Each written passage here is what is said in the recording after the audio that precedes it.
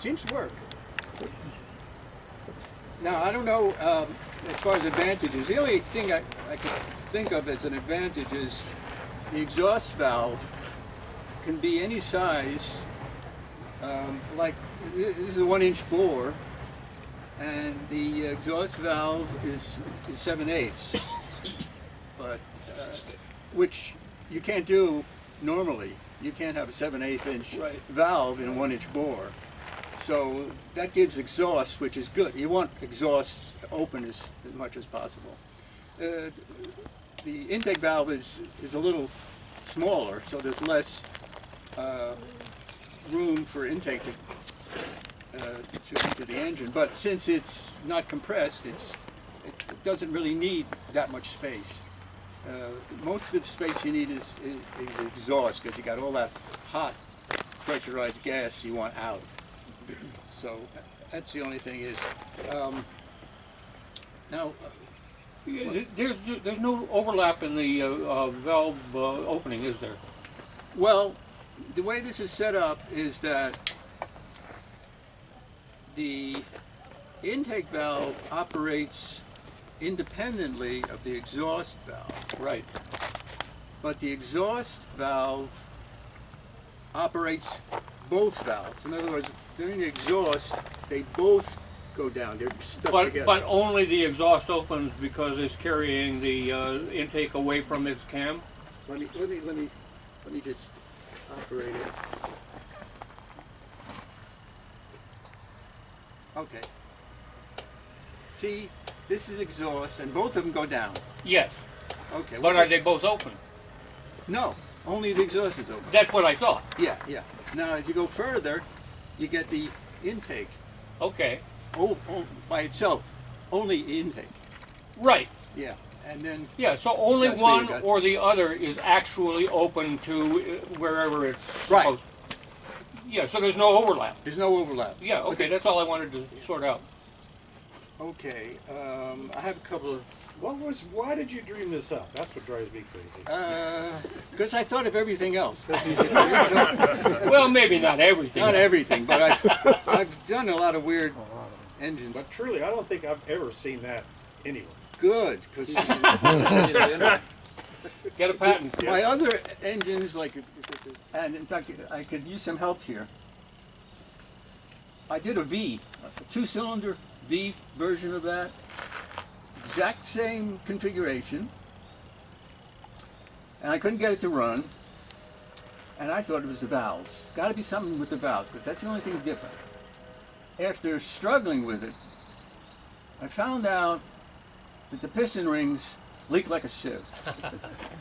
So the only thing I'm trying now, it seems to be helping, is I'm running the engine with like a lapping fluid in the cylinders. So as I go up and down, the high points, I'm hoping will wear down.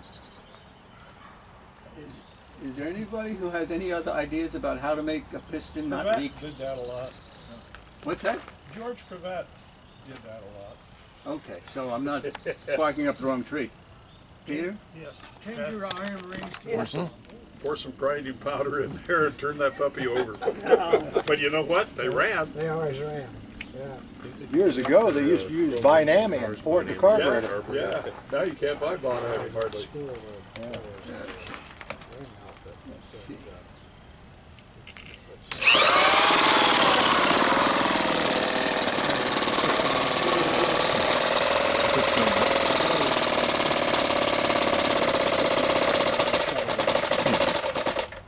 Well, you got The eyeball test.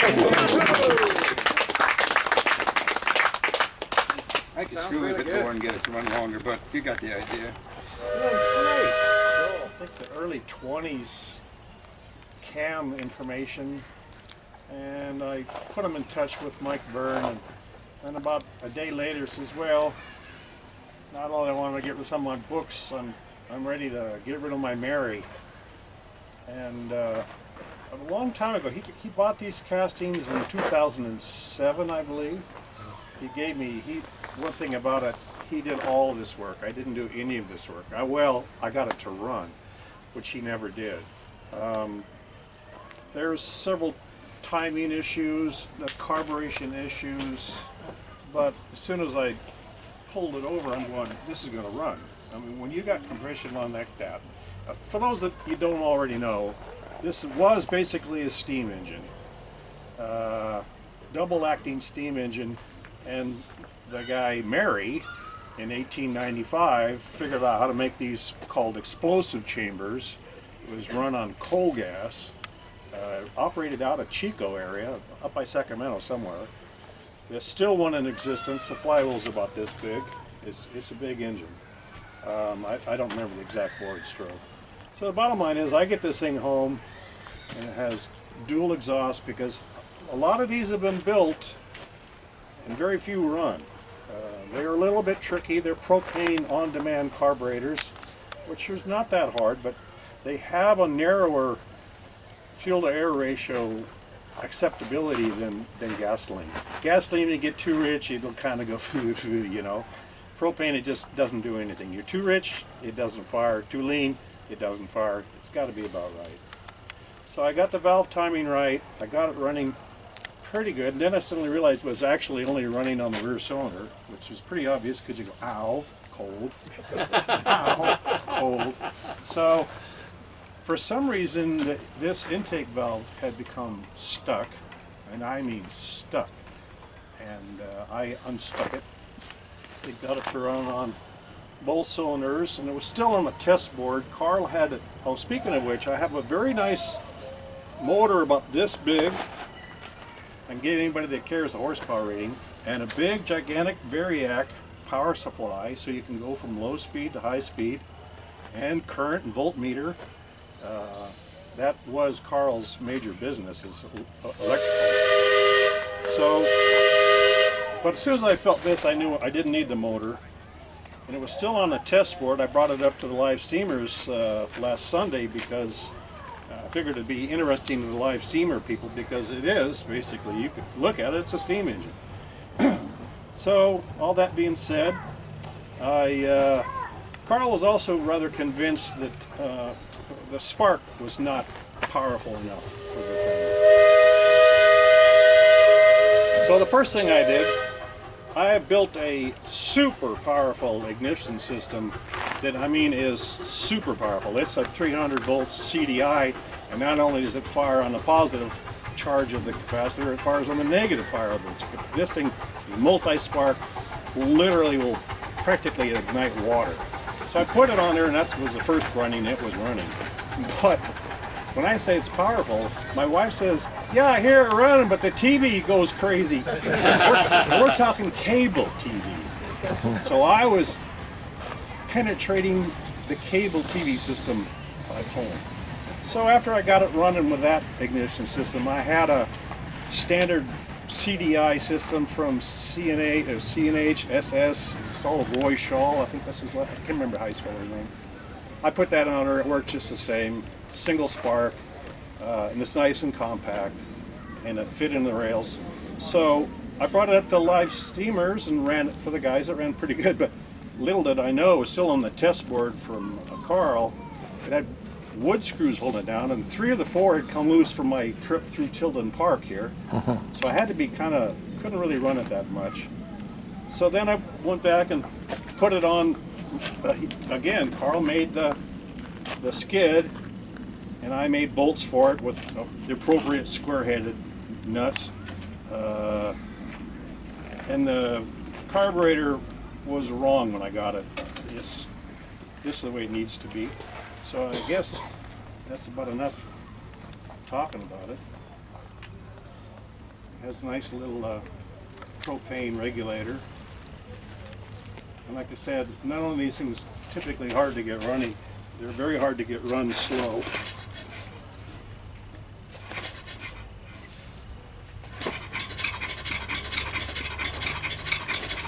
And that is about as good as it gets, kids.